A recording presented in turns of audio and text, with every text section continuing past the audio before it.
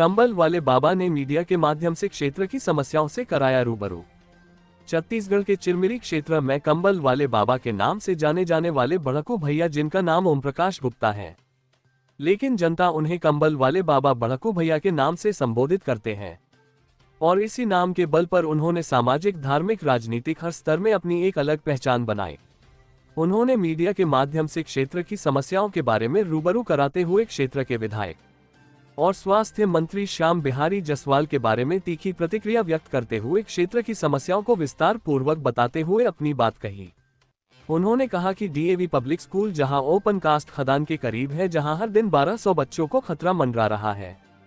क्षेत्र की कोयला खदान आधे से अधिक बंद हो चुकी है या उनमें कोयला खत्म हो चुका है, जिसके चलते यहां का व्यापार दिन पर दिन घटता जा रहा है, जिसके चलते कोयला खदान में कार्य करने वाले रिटायर होकर और बेरोजगारी के चलते यहां से धीरे धीरे कर जाना शुरू कर दिए हैं, जिसके चलते चिरमिरी क्षेत्र का अस्तित्व खत्म होता जा रहा। उन्होंने कहा कि यहां पास उद्योग या फैक्ट्री लगती जैसे दूसरे जगह लगी हुई है, जिसमें 100 या 1500 लोगों को रोजगार मिलता, तब जाकर इस क्षेत्र का अस्तित्व बचता, लेकिन अभी तक इस समस्या पर किसी का ध्यान नहीं जाने के कारण इस क्षेत्र की बेरोजगारी दिन पर दिन बढ़ते ही जा रही है। उन्होंने कहा क्षेत्र की जनता जिस विश्वास से विधायक को अपना मत देकर उन्हें विजय दिलाई, लेकिन क्षेत्र की जनता काफी नाराज है। उन्होंने कहा कि कोयला खदान के अधिकारियों को चाहिए कि चिरमिरी क्षेत्र में खाली पड़े या खाली हो रहे आवासों को उन कर्मचारियों को सस्ते दाम पर दे देने से जो यहां से आवास छोड़कर जा रहे हैं, उसमें ठहराव होगा, जिससे क्षेत्र का रोजगार बढ़ेगा, जो आज दिन पर दिन खत्म हो रहा है, क्योंकि पूर्णतः क्षेत्र कोयला खदान पर आधारित था, लेकिन अब कोयला भी खत्म होता दिखाई पड़ रहा है, जिसके चलते यहाँ के लोगों का जो व्यापार है वह दिन पर दिन घटते जा रहा है। अगर समय रहते यहाँ उद्योग लग जाने से लोगों को रोजगार मिलेगा, ऊपर से आवागमन के साधन उपलब्ध हो जाएंगे, जिससे नगर में चहल पहल होगी और व्यापार में भी बढ़ावा मिलेगा। समाचार 30 लाइव के लिए छत्तीसगढ़ से आर स्टीफन की रिपोर्ट। प्रकाश गुप्ता, कोरबा लोकसभा समन्वयक, पूर्व जिला कोषाध्यक्ष, कांग्रेस। गुप्ता जी, चिरमिरी का अस्तित्व दिन पर दिन खत्म होते जा रहा है और काफी समय से लोग यहाँ बेरोजगार मारे फिर रहे हैं। इस संबंध में आप कांग्रेस के अच्छे पद में भी हैं और आपकी अच्छी पकड़ भी है, राजनीतिक पकड़ भी अच्छी है, तो आपका क्या प्रयास है इस क्षेत्र के बारे में? देखिए, मैं एक सामाजिक व्यक्ति हूँ, समाज सेवा करता हूँ, मुझे बहुत ज़्यादा राजनीति आती नहीं है। पर आपको एक चीज़ बता दूँ, अभी विधानसभा हुआ, विधानसभा चुनाव में चिरमिरी की जनता माननीय मंत्री श्याम बिहारी जी को बहुत आशीर्वाद और प्यार दिया, और बहुत आशीर्वाद और प्यार देने का मकसद ये था कि चिरमिरी में बढ़ती बेरोजगारी, पलायन करते लोग, और सबसे बड़ी बात यहाँ पर जो है विस्थापित तो हो ही रहे हैं, साथ साथ शिक्षा स्वास्थ्य को लेकर के सही व्यवस्था नहीं है।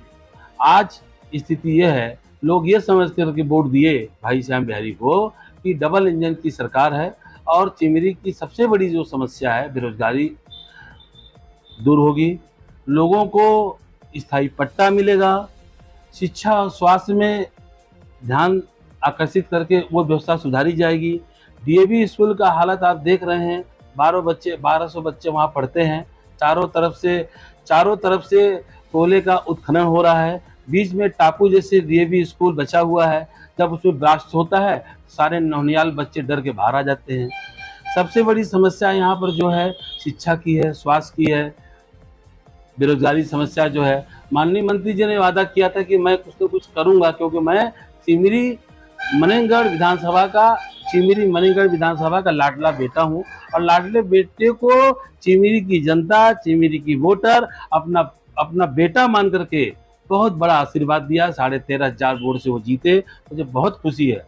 पर आज 9 महीने में ऐसा कुछ दिखने को नहीं मिल रहा है, कि हमारे स्वास्थ्य मंत्री कोई ऐसा काम कर चुके हों या करने का उनकी बहुत बड़ी कोई प्रोजेक्ट हो या करने का कोई व्यवस्था हो। चाहे मैं रेल की बात करूं, रेल का उन्होंने बड़ा ढिंढोरा पीटा, डबल इंजन की सरकार है, मैं दिल्ली से उसके लिए आदेश ले आया हूं, और उसमें कोई काम दिख नहीं रहा है।